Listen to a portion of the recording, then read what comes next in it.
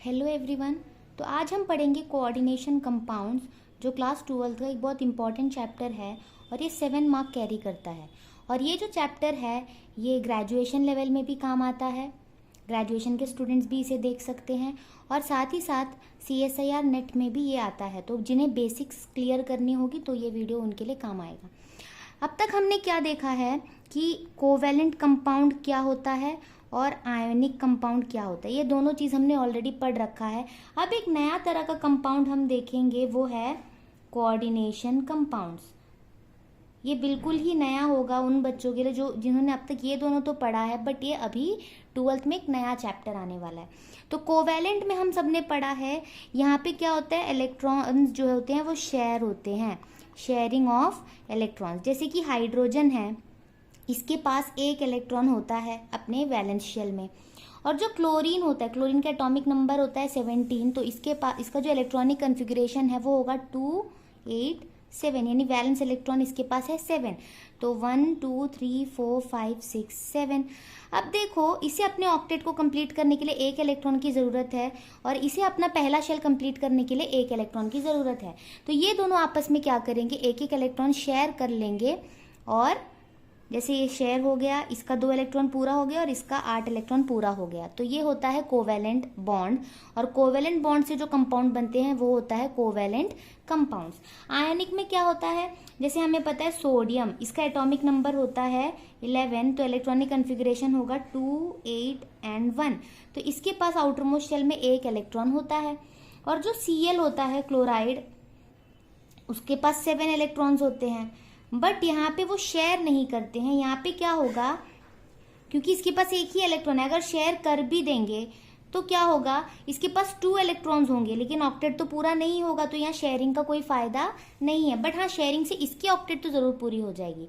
तब ऐसे केस में क्या होगा, सोडियम अपना इलेक्ट्रॉन पूरा का पूरा इसे डोनेट कर देगा। तो जब ये इलेक्ट्रॉन डोनेट कर देगा तो ये बन जाएगा Na+।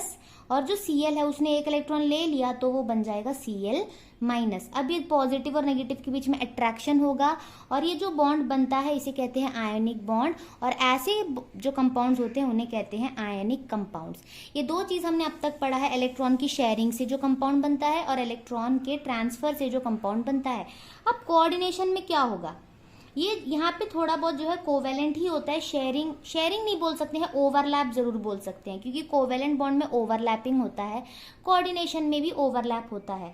बट जब ओवरलैप होगा तो ऐसे होगा, ये मान लीजिए जैसे इसमें क्या था, इसके पास एक इलेक्ट्रॉन था और दूसरा जो था उसके पास भी एक इलेक्ट्रॉन था। जब शेयर होगा तो दोनों के एक एक इलेक्ट्रॉन यूज हो गए ना। लेकिन कोऑर्डिनेशन में क्या होगा, एक के पास बिल्कुल इलेक्ट्रॉन नहीं है और एक के पास है पेयर ऑफ इलेक्ट्रॉन। तो जब ये दोनों आपस में ओवरलैप करेंगे तो हो गया 2 इलेक्ट्रॉन जिससे बॉन्ड बनेगा। बट यहाँ पे हुआ क्या, पूरा का पूरा पेयर ऑफ इलेक्ट्रॉन किसी एक ने डोनेट किया है, यानी इन्होंने आपस में कोऑर्डिनेट किया है। जैसे इसके पास एक्स्ट्रा है, इसे अपना जो है, जैसे मान लो इनका कमरा भरा हुआ है, इनको खाली करनी थी तो इन्होंने खाली करके इसे दे दिया, और इसे क्योंकि उस चीज की जरूरत थी तो इसने वो चीज एक्सेप्ट कर ली। तो यहाँ पे कोऑर्डिनेशन होता है, इसे हम कहते हैं कोऑर्डिनेट बॉन्ड या फिर डेटिव बॉन्ड। जैसे इसमें एग्जांपल हम देख सकते हैं, जैसे आयरन होता है, आयरन का जो इलेक्ट्रॉनिक कन्फिग्रेशन है 26, इसमें हम देखेंगे इसका जो कन्फिग्रेशन है 3d6 4s2। अगर हम लेंगे Fe2+ आयन तो इसके पास होगा 3d6 4s0, यानी इसका 4s ऑर्बिटल एम्प्टी है, यानी इसके 4s ऑर्बिटल में कोई इलेक्ट्रॉन नहीं है। और हम ले लेते हैं एक अमोनिया मॉलिक्यूल। अमोनिया में नाइट्रोजन के पास लोन पेयर होता है, तो ये क्या करेगा, अपना लोन पेयर इसमें डोनेट कर देगा और आपस में बॉन्ड बनाएगा, और इसे कहते हैं हम कोऑर्डिनेशन बॉन्ड। तो कोऑर्डिनेशन कंपाउंड्स क्या होते हैं, इससे शायद आपको समझ आ गया होगा। जो कंपाउंड्स में कोऑर्डिनेशन बॉन्ड या डेटिव बॉन्ड होता है उसे हम कहते हैं कोऑर्डिनेशन कंपाउंड्स। कोऑर्डिनेट बॉन्ड या डेटिव बॉन्ड का डेफिनेशन देख लीजिए, a covalent bond in which both electron comes from the same atom. हमें कोवैलेंट इसलिए बोला क्योंकि हमें ओवरलैपिंग होता है, कोवैलेंट बॉन्ड में जनरली ओवरलैप ऑफ ऑर्बिटल्स होता है ना, इसलिए। और यहाँ पे क्या बोला है, दोनों ही इलेक्ट्रॉन सेम एटम से आएंगे। जैसे मैंने एग्जांपल ऑलरेडी बताया था, अगर नोट्स बना रहे हो तो ऐसे लिख सकते हो कि जो Fe2+ है उसके पास वेकेंट ऑर्बिटल हुआ, और अमोनिया में जो नाइट्रोजन एटम है उसका जो लोन पेयर है वो पूरा का पूरा डोनेट करके बॉन्ड बना रहा है। अब हम क्या देखेंगे, नेक्स्ट टॉपिक होता है हमारा एडिशन कंपाउंड्स। क्या होता है? Addition compounds. एडिशन कंपाउंड्स हम उसे कहते हैं जो दो या दो से ज़्यादा कंपाउंड को ऐड कर कर बनाया जाता है। इसके अंदर दो टाइप का होता है, एक होता है हमारा डबल सॉल्ट और एक होता है कॉम्प्लेक्स सॉल्ट। ये दोनों ही एडिशन कंपाउंड्स है क्योंकि ये दो या दो से ज़्यादा कंपाउंड्स के एडिशन से बनता है। अब हम देखते हैं डबल सॉल्ट और कॉम्प्लेक्स सॉल्ट का डिफरेंस। जो डबल सॉल्ट होता है ना, उसमें दो या दो से ज़्यादा कैटायन और एनायन प्रेजेंट होंगे, और ये दो सॉल्ट्स के कॉम्बिनेशन से बनता है। जैसे KAlSO4 ट्वाइस डॉट 2H2, ये है पोटैश एलम। इसमें जो है सबने पढ़ा होगा K2SO4 potassium sulphate and aluminium sulphate Al2SO4 thrice. तो ये दोनों जो सॉल्ट है इनके कॉम्बिनेशन से जो बनता है वो है पोटैश एलम, और ये एक डबल सॉल्ट है क्योंकि ये दो सॉल्ट से मिलकर बनता है, इसलिए इसे डबल सॉल्ट कहते हैं। और इसमें देखना K+Al3+ दो कैटायन है और एक एनायन है SO4 2-। तो ये होता है डबल सॉल्ट। और कॉम्प्लेक्स सॉल्ट जो होता है इसे हम कोऑर्डिनेशन कंपाउंड्स या कॉम्प्लेक्स कंपाउंड्स भी बोल सकते हैं। इसमें जो है एक सेंट्रल मेटल एटम होता है जो कि लिगैंड्स के साथ कोऑर्डिनेशन बॉन्ड बनाता है। अब सेंट्रल मेटल क्या होता है और लिगैंड्स क्या होता है हम आगे डेफिनेशंस में देखेंगे। बस इस एग्जांपल से हम ये समझ सकते हैं कि जो Fe है मेटल, ये होता है हमारा सेंट्रल मेटल आयन, और जो यहाँ पे साइनाइड आयन है Cn-, ये होता है हमारा लिगैंड। लिगैंड वो होता है जो इलेक्ट्रॉन्स देता है, और मेटल्स के पास वेकेंट ऑर्बिटल होता है जिसमें वो इलेक्ट्रॉन्स को एक्सेप्ट करते हैं। जैसे मैंने कोऑर्डिनेशन बॉन्ड बताया था ना, वैसे ही Cn- के पास नेगेटिव चार्ज है। नेगेटिव चार्ज मतलब 2 इलेक्ट्रॉन्स। और जो Fe है मैंने वहाँ पे बताया था, Fe के पास खाली ऑर्बिटल होता है, तो ये अपना इलेक्ट्रॉन उसे डोनेट करके कोऑर्डिनेट बॉन्ड बनाता है। तो ये हो गया कॉम्प्लेक्स सॉल्ट। अब इसके बाद हम देखेंगे जो डबल सॉल्ट होता है उसमें आयोनिक बॉन्ड होता है और इसमें कोऑर्डिनेट बॉन्ड होता है।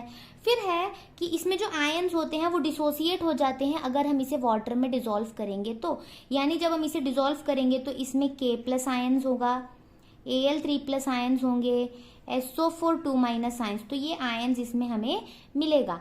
लेकिन जो हमारा कॉम्प्लेक्स सॉल्ट होता है ये डिसोसिएट नहीं होता है, यानी इसमें हमें Fe2+ ion and Cn- ions नहीं मिलेगा, ये वाटर में भी एज इट इज रहेगा।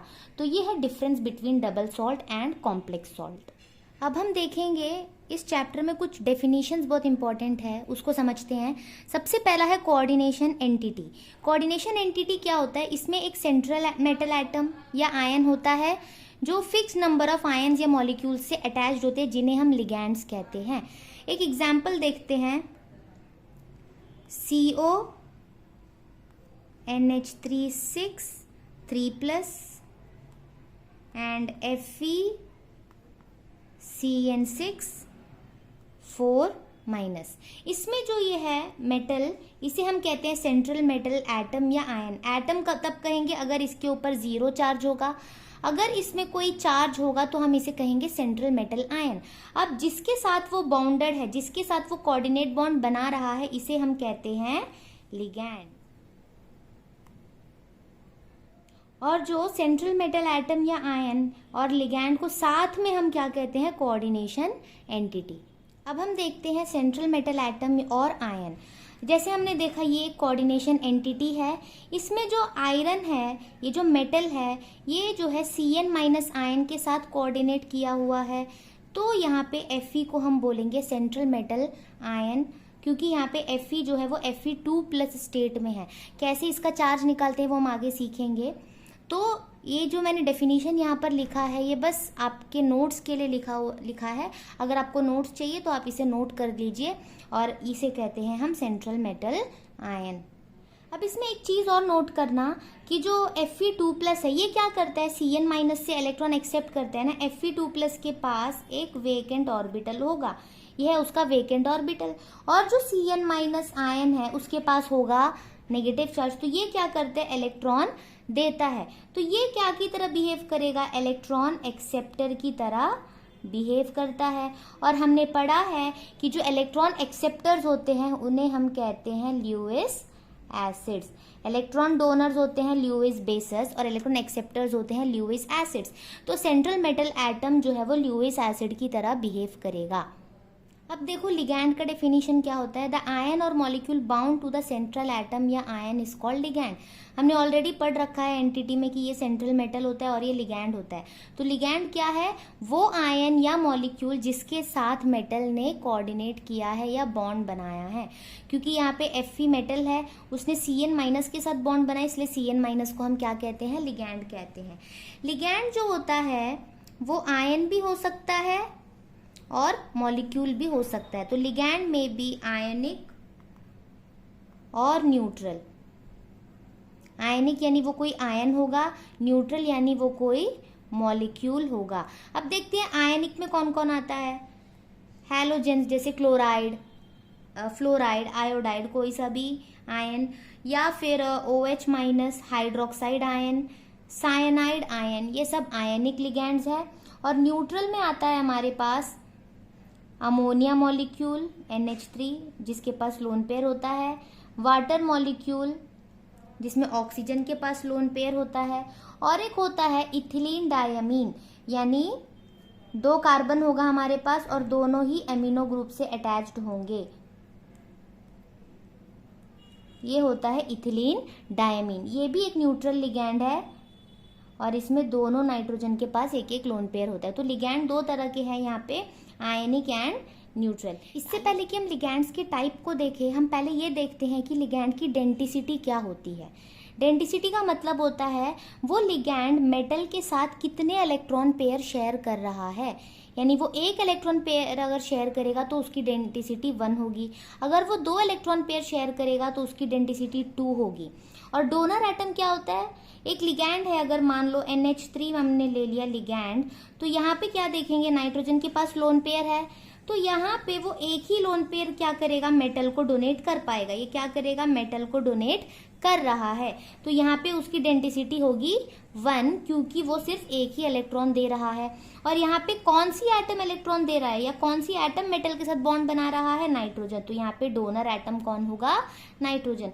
वैसे ही अगर मैं ले लूँ इथिलीन डायमीन, उसमें मैंने बताया था 2 कार्बन है और वो अमोनिया से NH2 से अटैच होता है, अमाइन ग्रुप।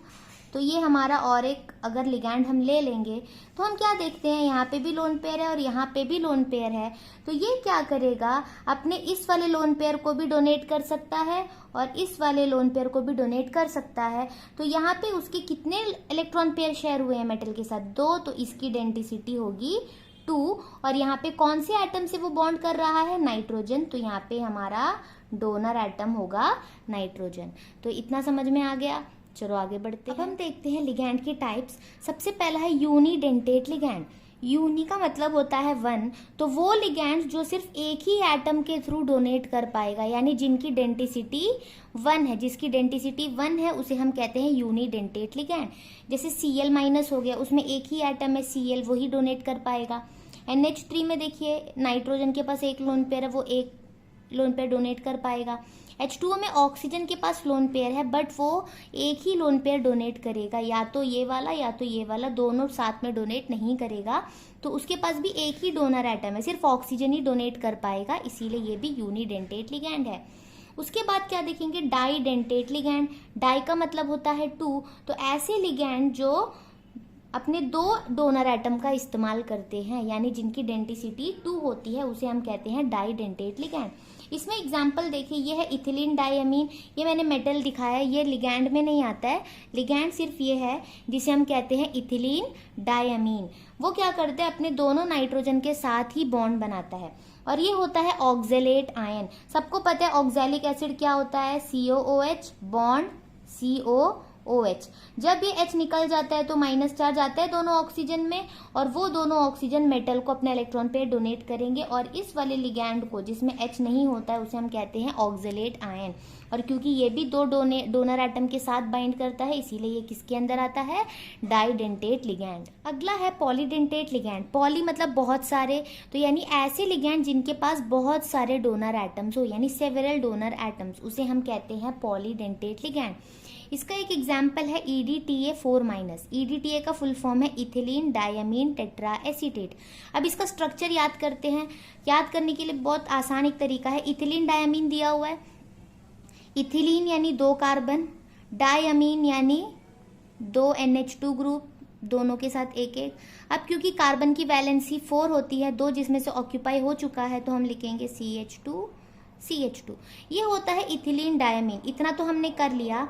अब बोला गया है टेट्रा एसीटेट, यानी 4 एसीटेट ग्रुप है यहाँ पे। वो 4 कहाँ पर आएंगे, दोनों हाइड्रोजन यहाँ से हटा देंगे और यहाँ से भी दोनों हाइड्रोजन को हटा देंगे और एसीटेट ग्रुप लगा देंगे। एसीटेट क्या होता है, CH3COO-।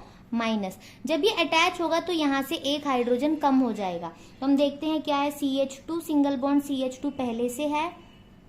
अब नाइट्रोजन एंड नाइट्रोजन, दोनों हाइड्रोजन रिमूव हो गए तो दोनों जगह खाली हो गया। अब यहाँ पे अब क्योंकि ये एसीटेट अटैच होना है, एक हाइड्रोजन हट जाएगा और बनेगा CH2COO-, CH2COO-, CH2COO- और CH2COO-। तो नाइट्रोजन के साथ 4 एसीटेट ग्रुप अटैच हो गए, तो हो गया इथिलीन डायमीन टेट्रा एसीटेट। तो इथिलीन डायमीन में से चारों हाइड्रोजन हटाकर एसीटेट लगा लिया। अब इसमें देखना, नाइट्रोजन के पास लोन पेयर होता है, तो इसके पास देखना एक डोनर एटम ये होगा, ये एक डोनर एटम होगा, यहाँ पे एक डोनर एटम, यहाँ पे। तो इसके पास कितने डोनर एटम हैं, 6। तो इसकी डेंटिसिटी 6 है और इसे हम कहते हैं पॉलीडेंटेट लिगैंड। अगला देखते हैं एम्बीडेंटेट लिगैंड। एम्बीडेंटेट लिगैंड्स वो होते हैं जिनके पास 2 अलग अलग डोनर एटम होते हैं, लेकिन वो दोनों को साथ में यूज नहीं करता है, एक समय में सिर्फ एक ही यूज करता है। जैसे NO2-, ये है हमारा नाइट्राइट आयन, और ये होता है साइनाइड आयन, और ये होता है थायोसायनेट। तो ये 3 हमारे एम्बीडेंटेट लिगैंड्स हैं। इसमें ये या तो नाइट्रोजन से बाइंड करेगा या तो ऑक्सीजन से। ये C से बाइंड कर सकता है या फिर N से। ये या तो S से बाइंड करेगा या तो N से, बट एट अ टाइम वो एक का ही इस्तेमाल कर सकता है, वो दोनों का इस्तेमाल साथ में नहीं करेगा। जैसे हमने ऑक्जेलेट के लिए देखा था, क्या था, C++OO-। इसमें ये जो है दोनों ऑक्सीजन साथ में डोनेट कर रहे थे, पर इसमें क्या होगा, या तो नाइट्रोजन डोनेट करेगा या फिर ऑक्सीजन डोनेट करेगा, बट दोनों साथ में डोनेट नहीं कर पाएंगे। ये डिफरेंस होता है डाइडेंटेट एंड एम्बीडेंटेट लिगैंड्स में। डाइडेंटेट के पास भी 2 डोनर एटम होते हैं और वो दोनों साथ में डोनेट करते हैं, लेकिन एम्बीडेंटेट में भी 2 डोनर एटम होता है, बट वो एट अ टाइम एक ही डोनर एटम का यूज करता है। अब ये तीनों एम्बीडेंटेट लिगैंड्स के लिए हम देखते हैं। अगर नाइट्राइट आयन जो है N के थ्रू बॉन्ड बना रहा है तो उसे हम लिखेंगे नाइट्रिटो N, और अगर वो ऑक्सीजन के थ्रू बॉन्ड बना रहा है तो लिखेंगे नाइट्रिटो O। साइनाइड आयन है, अगर वो C से बॉन्ड बना रहा है तो कहेंगे सायनो, और अगर वो N से बॉन्ड बना रहा है तो कहेंगे आइसोसायनो।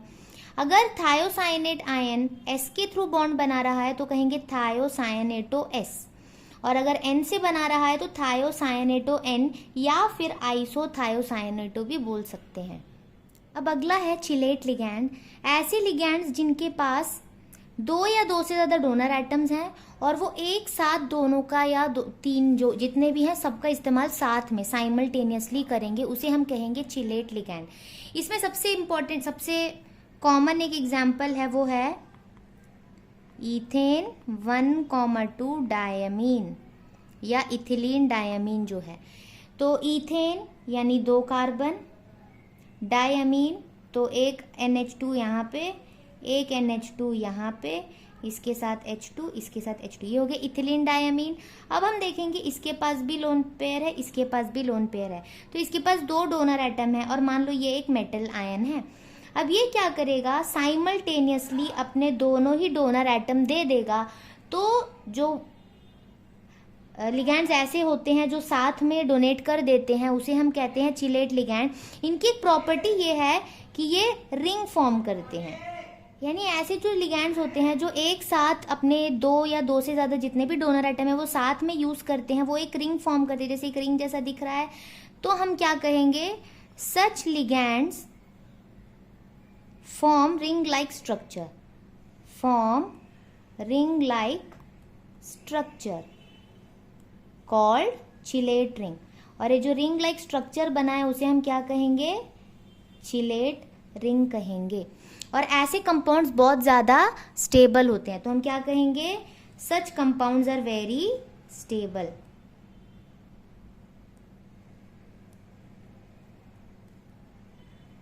तो ये हो गया चिलेट लिगैंड। अब देखते हैं कोऑर्डिनेशन नंबर। किसी भी मेटल के साथ कितने ligand donor atom directly attached है, लिगैंड्स नहीं, लिगैंड के कितने डोनर एटम्स मेटल के साथ डायरेक्टली अटैच्ड है, वो है उसका कोऑर्डिनेशन नंबर। जैसे यहाँ पे हम देख सकते हैं प्लैटिनम के साथ 6 क्लोराइड है और एक क्लोराइड एक ही सिंगल एटम है, तो यहाँ पे कोऑर्डिनेशन नंबर इसका 6 हो जाएगा, क्योंकि प्लैटिनम 6 क्लोराइड के साथ अटैच्ड है। यहाँ पे निकल जो है वो 4 अमोनिया के साथ अटैच्ड है, और अमोनिया में क्योंकि नाइट्रोजन ही बॉन्ड बनाता है तो एक नाइट्रोजन होता है हर अमोनिया से, तो 4 के लिए 4 हो जाएगा ये। अब उसके बाद है यहाँ पे हमारा ऑक्जेलेट आयन। ऑक्जेलेट एक डाइडेंटेट लिगैंड है, यानी एक ऑक्जेलेट जो है उसके पास 2 डोनर एटम्स है, और 3 के पास फिर कितना होगा, 3 × 2, क्योंकि हर एक के पास 2 डोनर एटम है, तो 3 के पास कितना होगा, 3 × 2 यानी 6 डोनर एटम। यानी अगर कोई लिगैंड यूनिडेंटेट है तो उसके लिए हम डायरेक्टली जितने लिगैंड्स है वो लिख देंगे। अगर कोई बाइडेंटेट या जो डाइडेंटेट होते हैं उसमें हम क्या करेंगे, जितने लिगैंड्स हमें दिख रहे हैं उसमें × 2 करेंगे। अगर कोई ट्राइडेंटेट लिगैंड है तो उसमें जितने लिगैंड्स होंगे मल्टीप्लाइड बाय 3, ऐसे चलता रहेगा। अगर EDTA है, इसकी डेंसिटी 6 होता है, तो एक EDTA के लिए हम लेंगे कोऑर्डिनेशन नंबर 6। अगला है कोऑर्डिनेशन स्फीयर। ये थोड़ा बहुत कोऑर्डिनेशन एंटिटी से रिलेट करेगा, क्योंकि यहाँ पे हम देखेंगे कि जो सेंट्रल मेटल है और जो लिगैंड्स है उन्हें हम क्या करते हैं, एक साथ स्क्वायर ब्रैकेट में रखते हैं, और इसे ही हम कहते हैं कोऑर्डिनेशन स्फीयर। यानी जो भी स्क्वायर ब्रैकेट के अंदर दिखेगा इसे पूरा मिलाकर हम कहेंगे कोऑर्डिनेशन स्फीयर। तो इस एग्जाम्पल में ये हो गया हमारा कोऑर्डिनेशन स्फीयर, और इस एग्जाम्पल में इसे हमने जो स्क्वायर ब्रैकेट में रखा है ये होगा हमारा कोऑर्डिनेशन स्फीयर। तो फिर जो स्क्वायर ब्रैकेट के बाहर जो भी प्रेजेंट होगा उसे हम क्या कहेंगे, काउंटर आयन, इसे कहेंगे काउंटर आयन। और यहाँ पे जो Cl स्क्वायर ब्रैकेट के बाहर है इसे कहेंगे काउंटर आयन। इतना क्लियर है। अब अगर इसे हम वाटर में डिसॉल्व करेंगे तो क्या होगा, जो स्क्वायर ब्रैकेट के बाहर जो होगा, जैसे 4 पोटेशियम थे तो ये क्या करेगा, 4 K+ आयन प्रोड्यूस करेगा, और एक FeCN6 4- आयन प्रोड्यूस करेगा। यानी जो स्क्वायर ब्रैकेट के बाहर होगा इसे हम कहते हैं आयोनाइजेशन स्फीयर, और ये क्या करेगा, डिसॉल्व कर जाएगा। और यहाँ पे हमें क्या मिलेगा, एक Cl- मिलेगा और एक COCl2En2+, ये 2 आयन हमें यहाँ पर मिलेंगे। इसमें हमें ये समझ में आएगा कि अगर जब हम इसे वाटर में डिसॉल्व कर रहे हैं तो ये तो डिसॉल्व कर रहा है, ये तो आयन दे रहा है, बट हमें Fe का कोई आयन मिला नहीं, साइनाइड आयन मिला नहीं। तो यहाँ पर हम एक चीज़ नोट करेंगे कि जो कोऑर्डिनेशन स्फीयर होता है, coordination sphere is non ionisable, ये कभी आयोनाइज नहीं होगा। यानी जो भी चीज़ हम स्क्वायर ब्रैकेट के अंदर लिखेंगे वो हमेशा वैसे ही इंटैक्ट रहेगा, वो कभी भी आयोनाइज नहीं होगा। चलो अब देखते हैं कि कोऑर्डिनेशन पॉलीहेड्रन क्या होता है। तो हम यहाँ देखेंगे कि जो सेंट्रल एटम होता है वो लिगैंड से अटैच तो होता है, पर ये लिगैंड्स उसके अराउंड कैसे अरेंज्ड है, यानी 3 डायमेंशनली स्पेशियल अरेंजमेंट उनका कैसे है। तो हम इसे समझने से पहले एक चीज़ देख लेते हैं। अगर मैं किसी बॉन्ड को ऐसे दिखा रही हूँ, इसका मतलब है कि ये बॉन्ड ऐसे है पेपर के या बोर्ड के साथ। अगर मैं लिख दूँ ऐसे वेज, सॉलिड वेज, इसका मतलब है कि ये जो है ऐसे है, मतलब बोर्ड से बाहर है और ऑब्जर्वर की तरफ है। और अगर मैं बना दूं ऐसे डैश्ड वेज, इसका मतलब है कि ये बोर्ड के प्लेन में तो नहीं है, ये बोर्ड के प्लेन के पीछे है, मतलब ये पीछे तरफ चला जाएगा। इतना हमें ध्यान देना है इस चीज में। अब पॉलीहेड्रन में कितने तरह के हैं देखिए। जो मेटल होता है वो लिगैंड से ऐसे अटैच हो सकता है, यानी जो लिगैंड्स हैं वो ऐसे अरेंज्ड होंगे, यानी ये दोनों जो है वो बोर्ड में ही होंगे। ये वाला लिगैंड प्लेन के बाहर ऐसे और ये वाला लिगैंड पीछे। यानी अगर मैं ऐसे देखूं, ऐसे वे में, मतलब यहां से अगर मैं देखूं इस तरफ से ऊपर से, तो लिगैंड और ये मेटल जो है एक लाइन में होगा। और मैं देखूंगी तो ये जो 3 लिगैंड्स होंगे वो मुझे ऊपर से जो है पिरामिड जैसा दिखाई देगा। इसे हम कहते हैं टेट्राहेड्रल ज्योमेट्री। उसके बाद अगला होगा जो मेटल है हमारा वो 4 लिगैंड्स से ऐसे अटैच्ड होगा, स्क्वायर जैसे एक ही प्लेन में होगा, तो इसे हम कहते हैं स्क्वायर प्लेनर। Square planar.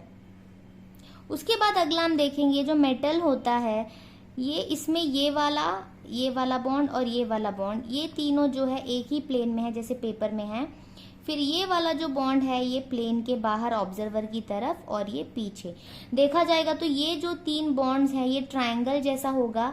अगर मैं इसे एक प्लेन मान लूं, ऐसे अगर ये मैं ले लूं तो ये इसके ऊपर और ये इसके नीचे, ये होता है trigonal bipyramidal. Trigonal bipyramidal. इसे ट्रायगोनल बाय पिरामिडल क्यों कहते हैं? क्योंकि ये देखिए ट्रायंगल हमें दिख रहा है। बाय पिरामिडल इसलिए क्योंकि अगर मैं इसे इसके साथ अटैच कर दूं तो ऊपर मुझे एक पिरामिड दिखेगा, और अगर इसे नीचे से अटैच कर लूं तो नीचे से एक पिरामिड टाइप दिखेगा। तो एक ट्रायंगल है और ऊपर से और नीचे से 2 पिरामिड हैं, इसीलिए ट्रायगोनल बाय पिरामिडल। अगला जो है इसमें मेटल है, इसमें जो स्क्वायर है, स्क्वायर ये जो है बिलो द प्लेन, ये होगा हमारा अगला ज्योमेट्री, जिसमें ये जो 4 होंगे ये स्क्वायर जैसा फॉर्म करेगा और ऊपर जो है ये पिरामिड जैसा फॉर्म करेगा ऐसे। तो इसे हम कहते हैं ऑक्टाहेड्रल। ये 11th में ऑलरेडी पढ़ा होगा, बट फिर से एक बार इसे देख लीजिए कि ये सारे शेप्स होते हैं। अगला टॉपिक है oxidation number of central metal.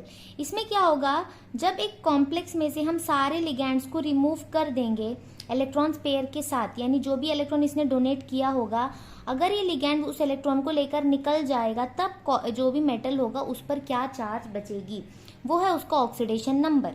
अब अगर मैं ये वाला कॉम्प्लेक्स ले लूं तो इसमें कॉपर का ऑक्सीडेशन नंबर क्या होगा या ऑक्सीडेशन स्टेट क्या होगा, हम कैसे निकालेंगे? कॉपर का ऑक्सीडेशन नंबर हमें नहीं पता तो हम इसे मान लेंगे X। अब जो Cn है हमें पता है Cn जो है वो साइनाइड आयन होता है, Cn माइनस, तो Cn में जो चार्ज होता है वो है -1। तो कॉपर का हमने लिख लिया, प्लस साइनाइड आयन का होता है -1, बट यहाँ पर 4 साइनाइड आयन है तो इंटू 4, ये सबको मिलाकर कितना चार्ज आया है यहाँ पे ओवरऑल -3। तो इन दोनों का चार्ज मिलाकर आना चाहिए -3। तो X हो गया, फिर है plus minus minus 4 is equal to -3, तो X is equal to -3 plus 4, तो X की वैल्यू आएगी +1। यानी इस कॉम्प्लेक्स में कॉपर का जो ऑक्सीडेशन नंबर है वो है +1। तो ऐसे हम काउंट करते हैं। आप लोगों ने क्लास 11th में जो रेडॉक्स रिएक्शन चैप्टर पढ़ा होगा उसमें ये चीज़ पढ़ी होगी, भले ही कॉम्प्लेक्स यूज़ ना किया हो बट आपने ऑक्सीडेशन नंबर निकालना वहाँ पर सीखा है, वही मेथड हम यहाँ पर यूज़ करेंगे। बट यहाँ पे हमें लिगैंड्स का जो ऑक्सीडेशन नंबर है या उनका जो चार्ज है वो हमें पता होना चाहिए, जो हम आगे देखेंगे। अब डेफिनेशंस में आखिरी जो है वो है होमोलेप्टिक कॉम्प्लेक्स, हेट्रोलेप्टिक कॉम्प्लेक्स। सबको पता है होमो मतलब सेम होता है, तो वो कॉम्प्लेक्स जिनमें एक ही तरह के लिगैंड हो, यानी जो भी लिगैंड्स हैं वो सेम है, तो उसे हम कहते हैं होमोलेप्टिक कॉम्प्लेक्स। और हेट्रो मतलब होता है डिफरेंट, तो जो भी कॉम्प्लेक्स में 2 या 2 से ज़्यादा अलग अलग तरह के लिगैंड्स प्रेजेंट होंगे उसे हम कहेंगे हेट्रोलेप्टिक कॉम्प्लेक्स। एग्जाम्पल में ही समझ में आ रहा है, यहाँ में सिर्फ एक ही लिगैंड है वो है अमोनिया, और यहाँ पे 2 तरह के लिगैंड है अमोनिया एंड क्लोराइड, तो ये होमोलेप्टिक हो गया और ये हेट्रोलेप्टिक। तो ये हो गए डेफिनेशंस। अगला जो टॉपिक होगा वो हम इसके सेकेंड पार्ट में देखेंगे। Thanks for watching.